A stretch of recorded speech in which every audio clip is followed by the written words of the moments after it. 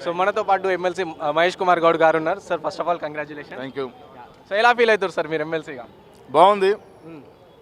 ఇన్ని రోజులకి ఒక అవకాశం ప్రజల సమస్యల్ని కౌన్సిల్ ద్వారా కాంగ్రెస్ ప్రభుత్వం మా ప్రభుత్వం ఉంది ముఖ్యమంత్రి గారికి దృష్టికి తీసుకెళ్ళడం, వివిధ శాఖల మంత్రుల దృష్టికి తీసుకెళ్ళడం. ముఖ్యంగా ఈ రాష్ట్రం కోరుకుంది మనం నిరుద్యోగ సమస్య తీర్చుకోవాలని, నీళ్ళ సమస్య తీర్చుకోవాలని. 9.5 ఏళ్ళుగా ఎక్కడేసిన గొంగడు అక్కడే మాదిరిగా ప్రజల ధనం వృధాయం తప్ప ఏ సామాన్యుడు బాగుపడలేదు.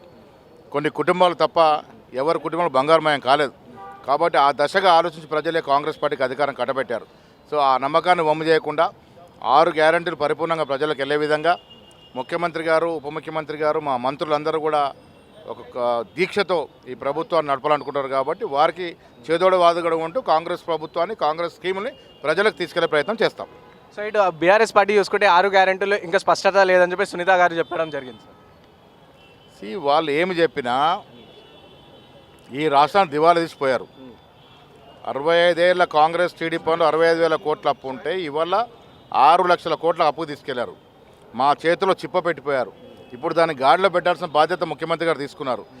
ఆర్థికంగా సరిదిద్దాలి, ఆర్థికంగా వనరులు సమకూర్చుకోవాలి, మేము ఇచ్చిన స్కీములు ప్రజలకు పోవాలి, వారు చేసిన లోటుపాట్లని సరిదిద్ది సరైన మార్గంలో తెలంగాణ రాష్ట్రాన్ని ముందుకు తీసుకెళ్లే ప్రయత్నం చేస్తాం. అయితే ఇటు కాంగ్రెస్ పార్టీ వచ్చేసి అప్పులు చేసింది అని చెప్తున్నారు, అటు బీఆర్ఎస్ పార్టీ ఏమో మేము అప్పులు చేసినాం కరెక్టే కానీ ఆదాయం కూడా పెంచినామని వాళ్ళు చెప్తున్న పరిస్థితి సార్. అరే కట్టే పరిస్థితులను అప్పు చేస్తే అర్థమైంది, శుతిలేని సంసారం కదా అది. కేసీఆర్ ప్రభుత్వం చేసినంత దుబారా ఈ దేశంలో ఏ ప్రభుత్వం చేయలేదు. దిగజార్చేశారు ప్రభుత్వ స్థాయిని. దాన్ని సరిదిద్దే ప్రయత్నంలో మేము ఉన్నాం. కాంగ్రెస్ పార్టీ అధికారంలోకి వచ్చిన తర్వాత మాకు ప్రోటోకాల్ పాటిస్తలేదు, మాకు రక్షణ కల్పిస్తలేరు అని చెప్పి రీసెంట్గా 4 ఎమ్మెల్యేలు ఈరోజు ప్రెస్ మీట్లో చెప్పడం జరిగింది సార్. వారు పోలీస్ వ్యవస్థని ఎంత విచ్చలవిడిగా వాడుకున్నారంటే పనికిరాని నాయకులు కూడా సెక్యూరిటీ ఇచ్చినారు. దానికి పద్ధతి ఉంటుంది. ఆ పద్ధతి ప్రకారం ప్రతి ప్రజాప్రతినిధిని ప్రొటెక్ట్ చేస్తాం.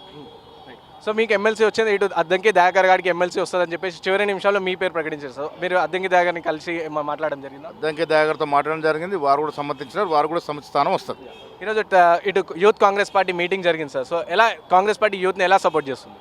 ఇవాళ మాకు 2 ఎమ్మెల్సీలు వచ్చాయంటే యువకులకు వచ్చాయి. నేను కూడా యూత్ కాంగ్రెస్లో పనిచేసిన వాడిని.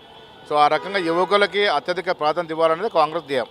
సో 40 రోజులు కాంగ్రెస్ పార్టీ వచ్చి 40 రోజులు అధికారంగా అయింది. సో ఎలా సార్, అంటే ఇంకా ఏ విధంగా ముందుకు అడగాలి మీరు? ప్రజలు సంతోషంగా ఉన్నారు. 40 రోజుల పాలనలో చక్కగా ప్రభుత్వం నడుస్తూ ఉంది. గత ప్రభుత్వం చేసిన తప్పిదాలన్నీ తరిదిత్తు గాడిలో పెట్టే ప్రయత్నం చేస్తూ ఉన్నాం. సరైన మార్గంలో ప్రభుత్వం నడుస్తూ ఉంది. ఇటు బీఆర్ఎస్కి సంబంధించి 20 ఎమ్మెల్యేలు మళ్ళీ కాంగ్రెస్ పార్టీలో జాయిన్ అవుతారు అన్నట్టు ప్రచారం నడుస్తుంది సార్. అది నిజమే అంటారా? జాయిన్ అవ్వడానికి చాలామంది సిద్ధంగా ఉన్నారు. మేము ఇంకా డోర్లు ఓపెన్ చేయలేదు కదా. దానికి పద్ధతి ఉంటుంది, దానికి ప్రక్రియ ఉంటుంది. ఇప్పుడు మాకు ప్రజలు పరిపూర్ణ మెజార్టీ ఇచ్చినారు. అలాంటి అవసరం మాకు ఇప్పుడు లేదు. సో నెక్స్ట్ ఎంపీ సీట్లు ఎన్ని వస్తాయి అనుకుంటారు సార్? 17కు 17 గెలిచినా ఆశ్చర్యం లేదు.